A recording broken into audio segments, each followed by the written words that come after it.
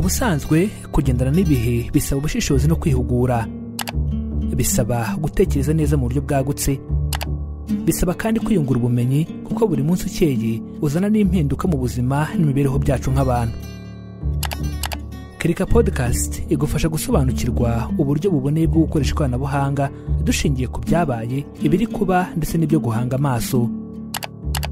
Tuganira ku masomo ashingiye ku buhamya n'ubushakashatsi, tubasangiza ubusesenguzi bw'abahanga n'ibitekerezo by'abaturage, tukamenya amahirwe dukwiye kubyaza umusaruro hamwe n'amakosa dukwiye kwirinda mu gihe dukoresha ikoranabuhanga. Iyi ni episode ya 2, Repubulika Iryoshye. Uyu munsi tugiye kuganira ku hazaza ha interinete dushingiye kuri politike nshya y'u Rwanda y'umwaka wa 2022 kugeza mu mwaka wa 2027 igamije guha abanyarwanda bose interinete yihuse binyuze mu miyoboro migari ya fiber optic, iteganya ko hazatangwa interinete ya 4G n'iya 5G. Njyewe nitwa Mizero Crispin Fahim, ndabaramukije kandi nishimiye kubana namwe. Bahaye ikaze.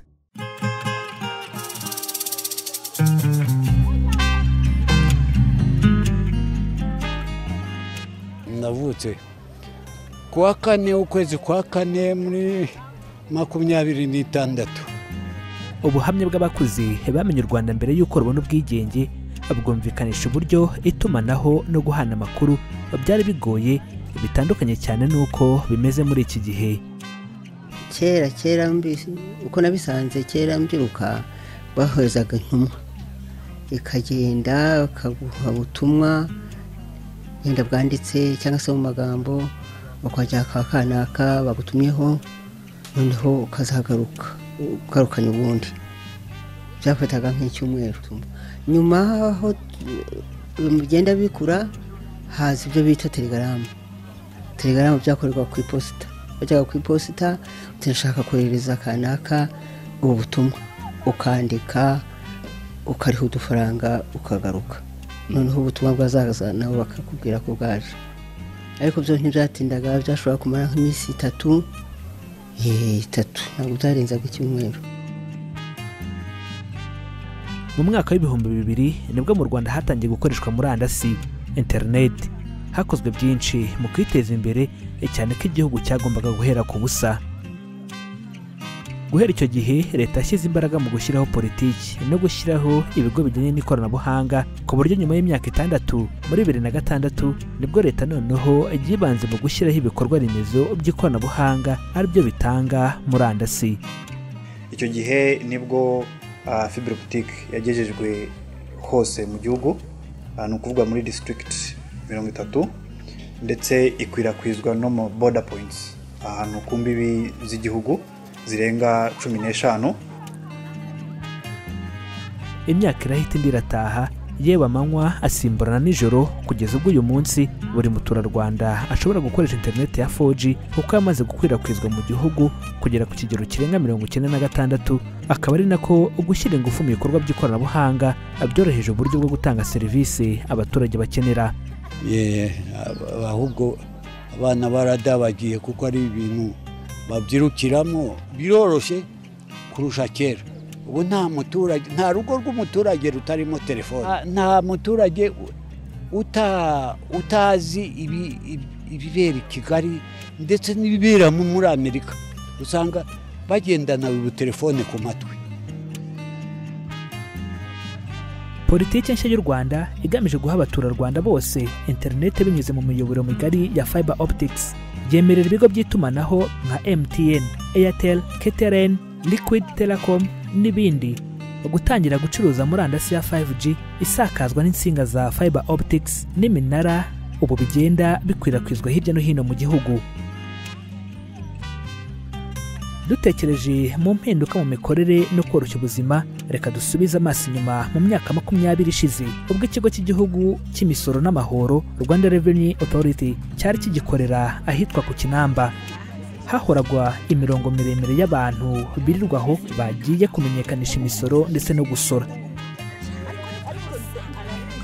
Kuri ubu umuntu wiryamiye mu cyumbi we akanda kuri application ya banki muri telefone ye akishyura ya misoro, ubundi agahita yikomereza kuryama cyangwa akikorera izindi gahunda.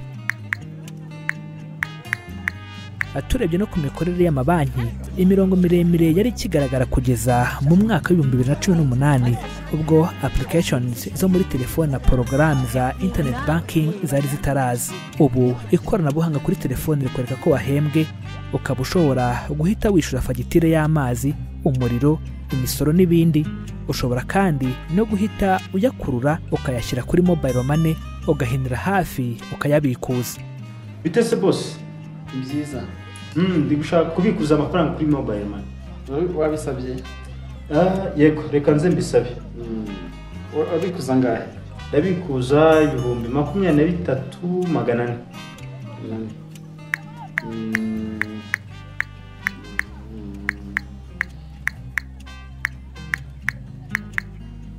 Muri make akazi banki yajyaga ikora uyu munsi umuntu niwe ubasha kukikorera atavuye ahari kubera ikoranabuhanga.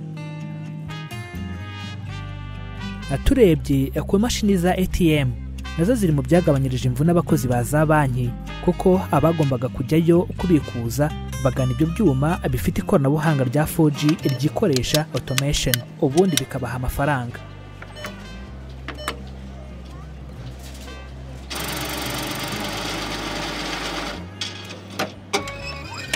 Ntabwo bikiri ngombwa ko umuturage uhabwa amafaranga na VUP ahaguruka ikinyamakara ngo ajye mu mujyi Huye cyangwa i Nyamagabe kubikuza kuri banki, kuko abakozi b'umurenge Sako bahita bashyira ayo mafaranga kuri mobile money y'uwo muturage atiri bapfusha ubusitiki.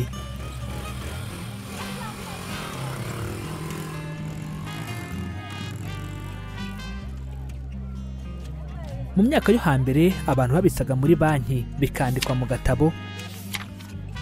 Icyo gihe byari byoroshye ko umuntu ashobora kugata, ashobora kukamburwa cyangwa kukibwa, ndetse n'abakozi ba banki ubwabo bashoboraga kunyereza ayo mafaranga bakigendera kandi ntibakurikiranwe. Imiyoboro ya fiber optic ubigeza murandasi muri mudasobwa z'uturere, imirenge n'utugari, ku buryo umuturage uganira serivisi z'irembo ugusaba icyemezo cyangwa akoresheje mudasobwa ye aho yaba aherereye hose ku isi ahita akibonera kuri telefone cyangwa mudasobwa imwegereye bitamusabye kujya ku buyobozi aho yagisabiye.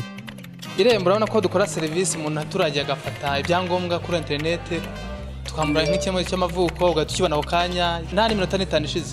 Umva ko serivisi ahita ayibona vuba kandi bigakemuka mu buryo bwihuse cyane. Fiber optic yatumye interinete ihinduka kandi igera kuri benshi. Urebye mu mwaka wa 2006 ubwo interinete yari gishingiye kuri satellite n'iminara gusa, fiber optic zitaraza, leta yaguraga megabyte imwe ku isegonda $2 y'Amerika 2,500 ku kwezi. Kuri ubu arenga amafaranga y'u Rwanda 2,500,000. Kugeza ubu mu bigo no mu ngo ahenshi mu mijyi hamaze kugezwa insinga za fiber optic zitanga murandasi ya 4G. Aho zitaragera hakaba hifashishwa iminara y'itumanaho yahujwe na fiber optic ikabasha gusakaza murandasi ku ntera ndende irenga ibirometero 3. Abahanga mu ikoranabuhanga bavuga ko bene iyi internet y'umwuka wireless iyo ituruka kure cyane iba ishobora kudakora neza, kuko haba hari inzitizi mu nzira inyuramo cyangwa imikorere ituzuye y'ibyuma byisakaza. Ibi bigashimangira ko internet y'umwuka wireless idashobora kuba 100%, kuko hari aho igera ikanyura mu nsinga, mu minara no muri routers iziri aho mbere yo kugera kuyikoresha. U Rwanda nk'igihugu kiri mu nzira y'amajyambere, urugendo ruracyari runini cyane kugira ngo buri munyarwanda agerweho na internet yihuta binyuze mu miyoboro ya fiber optics n'iminara bigomba gukwirakwizwa hose mu gihugu. Gusa ibi birashoboka bitewe n'uko u Rwanda rwahawe imiyoboro ya fiber optic kuva ku nyanja ngari y'Ubuhinde inyuze mu bihugu bya Kenya na Tanzania, n'u Rwanda ruzakomeza kuyitanga ku bindi bihugu by'ibituranyi aho itaragera. Leta y'u Rwanda ku bufatanye n'abikorera irateganya gukoresha amafaranga asaga miliyari 200 mu myaka 5 guhera mu 2022 kugeza mu mwaka wa 2027. Ayo mafaranga akoreshwa mu bikorwa byo guteza imbere internet yihuta izajyana no gufasha abaturage kubona telefone zishoboye kuyikoresha. Urugendo rwo gukoresha ikoranabuhanga rya internet rukaba kugeza ubu rukiri rurerure kuko abaturarwanda bafite telefone zigezweho cyangwa mudasobwa batarenga 25%.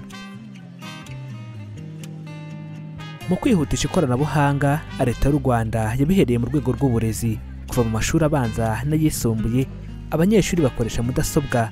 Ibi nibyo bitanga icyizere ko icyerekezo u Rwanda rufite bizagerwaho.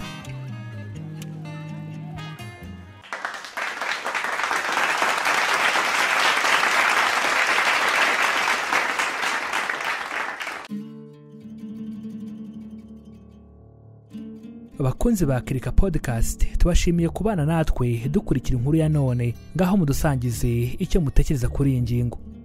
Mukore subscribe kuri Mizero Media, mudufollowing kuri Instagram, Facebook na Twitter kuri Kirika Pod. Iyi episode mwagejejweho ku nkunga ya Minisiteri y'Ikoranabuhanga no guhanga udushya mu Rwanda ku bufatanye n'ikigo cy'Abadage gishinzwe iterambere GIZ binyuze mu mushinga wayo 250 Podcast Lab. Ni munyemerere tube duhiniye aha, tuzasubukure kuwa gatanu saa 12 za nimugoroba. Amahoro.